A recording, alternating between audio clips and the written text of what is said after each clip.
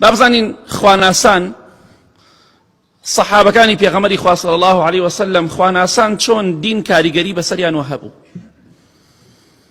یەکێک لە سەحابە خۆشەویستەکانی پێغەمبەری خوا صلی الله عليه وسلم ئیمامی قەیسی کوڕی سەعد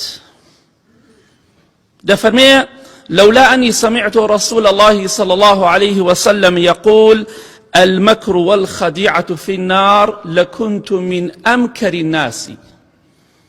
سيدي كاريگەری دین چۆنە بەسەریانەوە ئەگەر لەبەر ئەوە نەبوایە لە ترسی ئەو هەڕەشەیە نەبوایە کە خۆشەویستی خوا ئەفەرمێ صلی الله عليه وسلم ئەوەی فڕوفێڵ بکات غەش بکات بۆ ناو جەهەنەمە.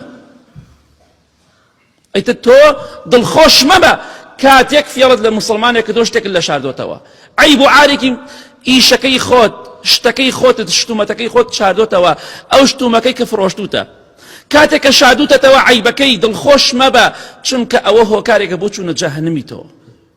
ئەفەرمی ئەگەر لەبەر ئەو حەدیسە نەبوایە کە ئیسلام غەش و خیانەت و فڕوفێڵی حرام کردووە من ئەبوومە فێڵبازترین کەس. من زۆر فێڵبازم ئەتوانم فێڵ لە خەڵکی بکەم و بیخەڵەتێنم بەڵام مادەم بۆ جەهەنەمم دەبا خەڵ ناخەڵەتێنم. ئەوە کاریگەری دینە بەسەر مسلمانەوە. تۆش کە شتێک ئەزانی غەشێک خیانەتێک حرامێک زینایەک تاوانێک بۆ جەهەنەمت دەبا ئەبێ وازی لێبێنی خوشکی بەڕێزم دەزانی سافیرەی بۆ جەهەنەمت دەبا ئەبێ لە ترسی خوانێکی ئەو کاتە کاریگەری دین بەسەرتەوە هەیە.